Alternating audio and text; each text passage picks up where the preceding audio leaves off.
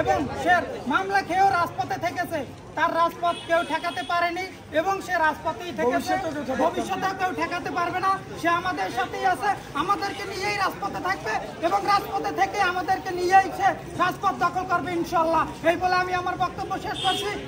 সবাই ভালো থাকবেন। দাদা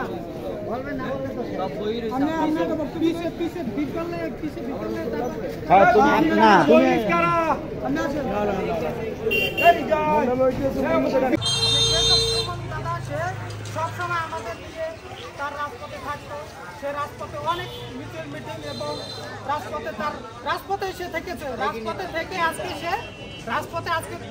সে নির্যাতিত হয়েছে।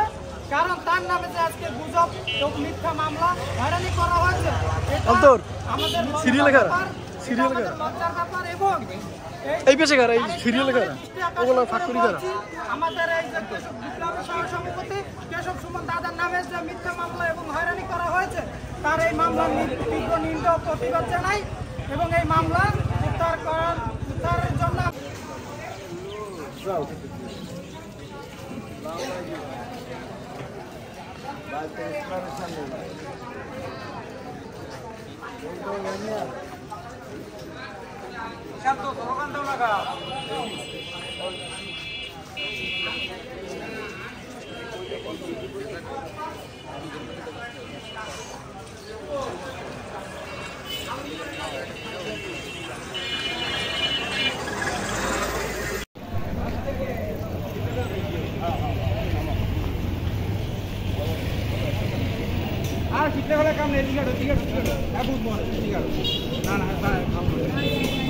দাঁড়াও, আমি কটা ছবি তুলতে না, তোমারটা দিয়ে দাও।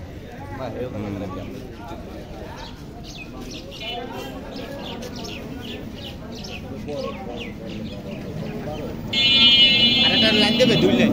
না না না এটি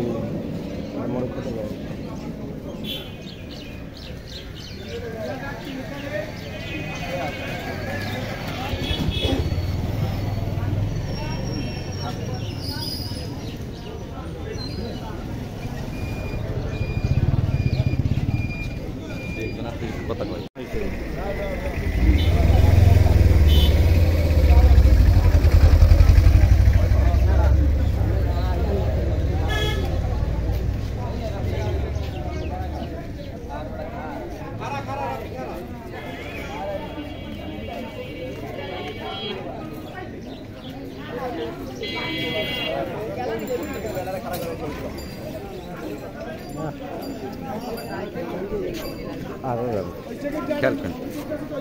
আরে বড়াও তো এই দলের খারাপ না খাতা আমি দলের কেমনে খারাপ না দরিয়া খারাপ রাও না